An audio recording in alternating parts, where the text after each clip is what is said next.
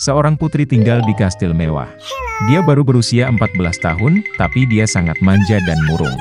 Suatu kali dia menemukan sesuatu untuk bulan April yang akan datang, dan ada bunga musim semi di pesta tahun baru. Dia mengeluarkan keputusan di mana dia mengumumkan awal musim semi, dan berjanji untuk dengan murah hati memberi hadiah kepada orang yang membawa tetesan salju ke istana. Di sebuah rumah kecil di pinggiran kota tinggal seorang ibu tiri bersama putri dan putri tirinya. Putri tiri adalah gadis yang sangat manis dan baik hati, dan namanya Masha. Ibu tiri dan putrinya sangat malas dan marah, dan dengan segala cara mereka menyakiti gadis malang itu. Mereka benar-benar ingin menerima hadiah yang dijanjikan oleh sang putri, tetapi mereka tidak dapat memikirkan di mana mendapatkan tetesan salju di musim dingin. Wanita tua itu memutuskan untuk mengirim Masha ke hutan untuk membawakan mereka bunga musim semi. Putri tiri mulai memohon kepada ibu tirinya untuk mengasihani dia, karena di luar gelap dan dingin. Dan jenis tetesan salju apa yang bisa ada di musim dingin? Tapi wanita tua yang rakus itu tidak mau mendengar apapun. Dia memberikan keranjang yang lebih besar dan mengusir Masha keluar dari pintu. Gadis yang membeku sangat ketakutan di hutan yang gelap. Tiba-tiba, di kejauhan, dia melihat cahaya. Dia senang dan pergi menemuinya. Ternyata itu adalah kobaran api besar, dan 12 orang menghangatkan diri di sekitarnya. Dengan mengumpulkan keberanian, gadis itu mendekati mereka dan memberitahu mereka bahwa ibu tiri yang jahat telah memaksanya pergi ke hutan dan mengumpulkan tetesan salju. Ternyata itu 12 bulan. Saudara-saudara merasa kasihan pada Masha, dan mereka memutuskan untuk membantunya. Saudara April melafalkan mantra, dan tiba-tiba musim semi datang di hutan dan di tempat terbuka. Salju mencair, rumput hijau muncul, tetesan salju bermekaran. Gadis itu mulai mengumpulkan bunga dan segera mengisi keranjang besar dengannya. April muda sangat menyukainya, dan dia memberinya cincin ajaib. Jika masalah terjadi, dia harus dilempar ke tanah, mantra dilemparkan, dan semua 12 bulan akan datang untuk menyelamatkan. Masha berterima kasih pada mereka dan pulang. Ketika gadis itu membawa pulang tetesan salju, ibu tiri dan putrinya sangat terkejut dengan hal ini. Masha sangat lelah karena perjalanan, dan langsung tertidur lelap. Kakak tirinya curiga ada yang tidak beres. Saat gadis itu tidur, dia menemukan cincin ajaibnya, dan membawanya ke dirinya sendiri. Setelah bangun, putri tiri menemukan kehilangannya. Dia mulai memohon untuk mengembalikan cincin itu, tetapi ibu tiri dan putrinya tidak mau mendengar apapun. Mengambil sekeranjang tetesan salju, mereka bergegas ke istana kerajaan. Ada pohon tahun baru yang dihias dengan indah di istana. Tetapi perayaan yang akan datang sama sekali tidak menyenangkan putri yang berubah-ubah. Dan hanya ketika ibu tiri dan putrinya membawakannya sekeranjang tetesan salju, sang putri mengubah amarahnya menjadi belas kasihan.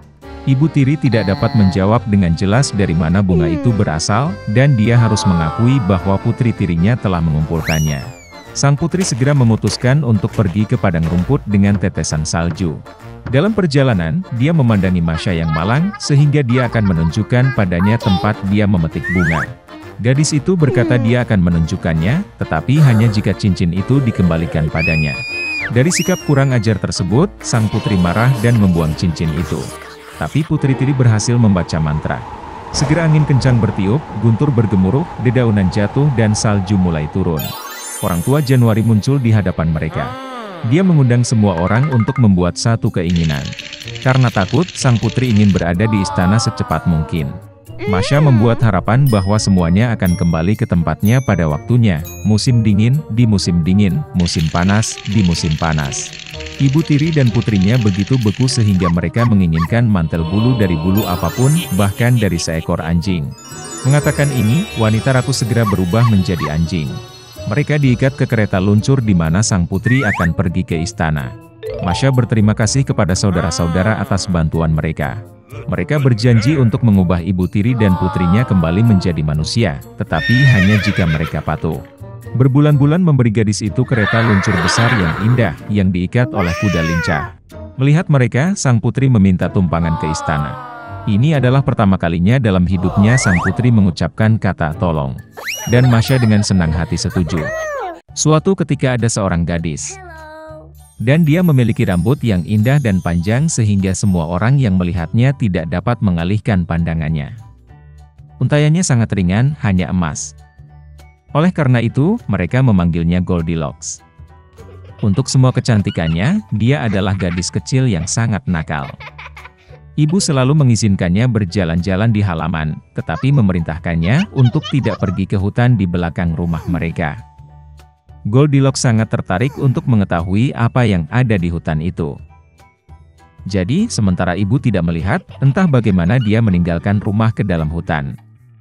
Gadis itu berjalan lama di dalam hutan.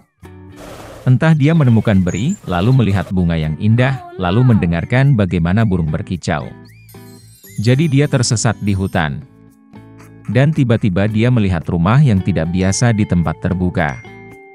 Goldilocks mendekatinya dengan tenang. Saya berjalan berkeliling, tetapi tidak melihat siapapun. Dia mengetuk pintu, tapi tidak ada yang menjawab. Kemudian dia mengetuk lebih keras, dan pintunya terbuka sendiri. Goldilocks masuk dengan hati-hati. 3 beruang tinggal di rumah itu.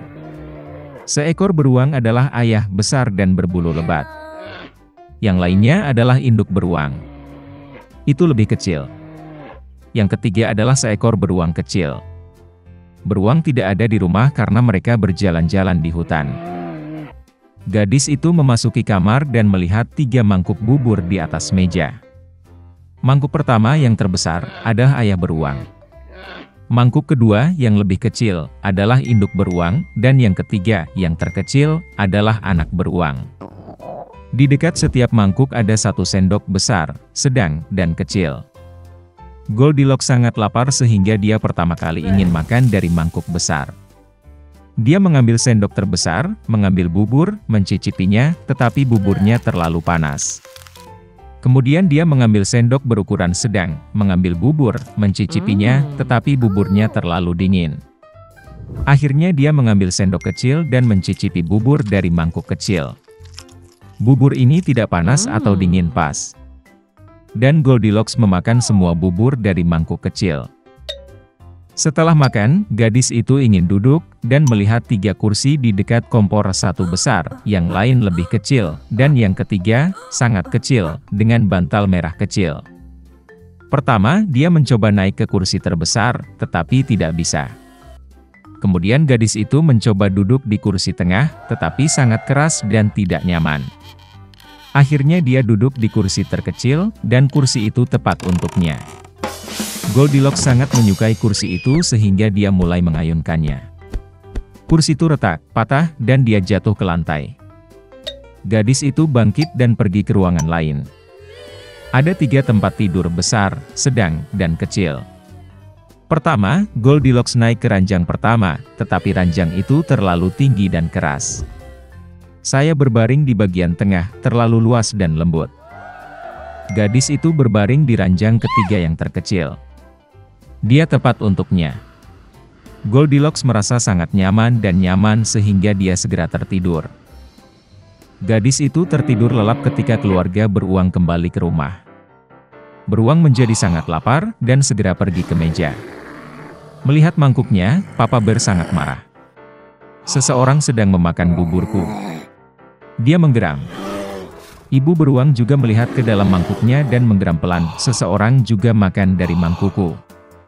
Dan anak beruang, melihat mangkuk kosongnya, berteriak keras, seseorang tidak hanya makan dari mangkukku, dia memakan semua buburku.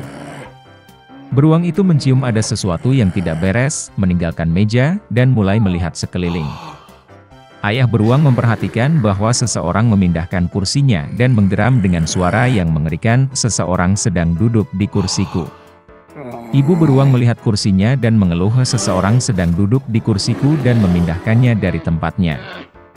Dan kemudian, beruang itu melihat kursinya yang rusak dan sekali lagi berteriak dengan keras, seseorang tidak hanya duduk di kursiku, tapi juga mematahkannya. Ketiga beruang itu dengan hati-hati masuk ke kamar tidur. Seseorang sedang berbaring di tempat tidurku dan meremasnya. Papa Bear meraung dengan suara yang mengerikan.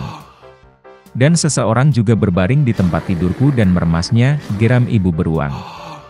Teddy Bear melihat ke tempat tidurnya dan berteriak lagi, seseorang sedang berbaring di tempat tidurku. Dan kemudian dia melihat gadis itu dan menjerit dengan suara pelan, dan masih tidur di dalam dia. Ayah dan ibu beruang pergi ke tempat tidur dan melihat bahwa seorang gadis kecil sedang tidur di sana. Goldilocks terbangun dari jeritan anak beruang, dan sangat ketakutan, ada 3 beruang di depannya.